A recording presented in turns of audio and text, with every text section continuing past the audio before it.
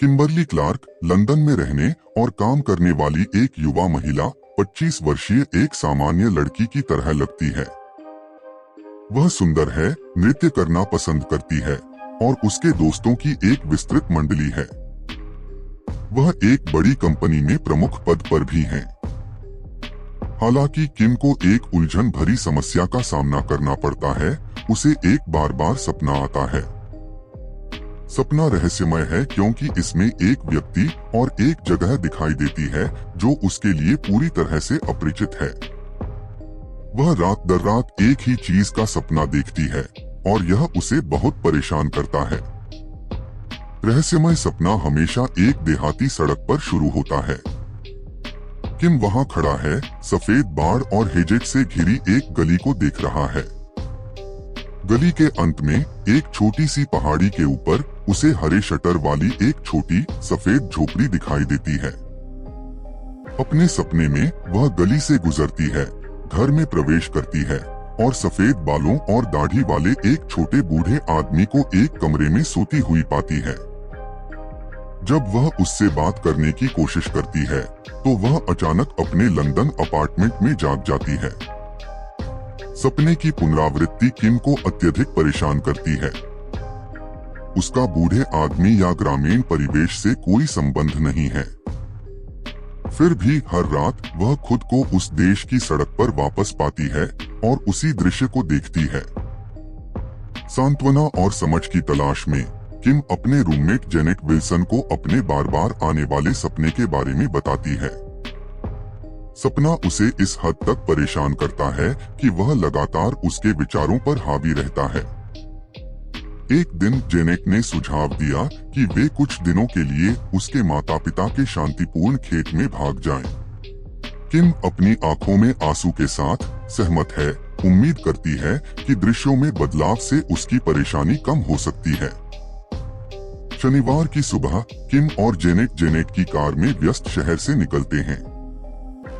जैसे ही वे शहर के दृश्यों और ध्वनियों को पीछे छोड़ते हैं, किम अपनी आंखें बंद कर लेती है और आराम करने के लिए एक पल लेती है। जैसे ही जेनेट कार को एक देहाती सड़क पर मोड़ती है, अचानक किम की आंखें खुल जाती हैं। उसे आश्चर्य हुआ जब उसने परिदृश्य को पहचान लिया। यह उसके बार बार आने वाले सपने की वही जगह है। उत्साह से वह इसे जेनेट को बताती है। जेनेट ने किम की उत्तेजना को खारिज करने की कोशिश की, यह सुझाव देते हुए कि वह चीजों की कल्पना कर रही होगी। उनका मानना है कि ग्रामीण इलाकों में ऐसी कई जगहें हो सकती हैं और यह महज एक संयोग है।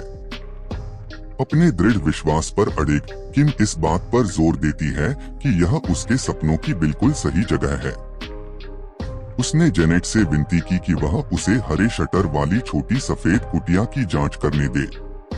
जेनेट अंततः किम के दृढ़ संकल्प के आगे झुक जाती है और कार रोक देती है।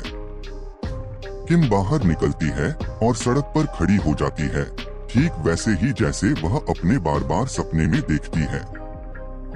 जब वह सफेद बाड़ और हेजेज वाली गली में धीरे धीरे चलती है तो उसका दिल तेजी से धड़कने लगता है। अंत में किम हरे शटर वाली छोटी सफेद कुटिया के सामने खड़ी है। घर के सामने बिक्री के लिए चिन्ह को छोड़कर सब कुछ एक जैसा दिखता है। जिज्ञासा से भरी किम कुटिया के दरवाजे के पास पहुंचती है और दस्तक देती है। प्रत्याशा में प्रतीक्षा करते समय उसका हाथ कांपता है।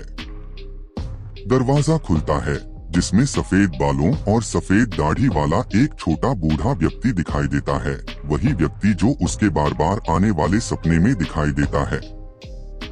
किम का पूरा शरीर भावना और आश्चर्य से कांप उठता है। बूढ़ा व्यक्ति किम को पहचानता है और तुरंत दरवाजा बंद करने की कोशिश करता है, लेकिन वह उससे बोलने देने की विनती करती है। हकलाते हुए वह बताती है कि उसने देखा कि घर बिक्री के लिए है। किम को आश्चर्य हुआ जब बूढ़े व्यक्ति ने खुलासा किया कि घर में एक भूत का साया है, एक भूत जो लगभग हर रात आता है। उत्सुकतावश वह भूत की पहचान के बारे में पूछती है। एक तेज फुसफुसाहट में बूढ़ा व्यक्ति अपने रहस्योद्घाटन से किम को चौंका देता है। यह वही है। हरे शटर वाली छोटी सी सफेद झोपड़ी में घूमने वाली भूत कोई और नहीं बल्कि वह खुद है।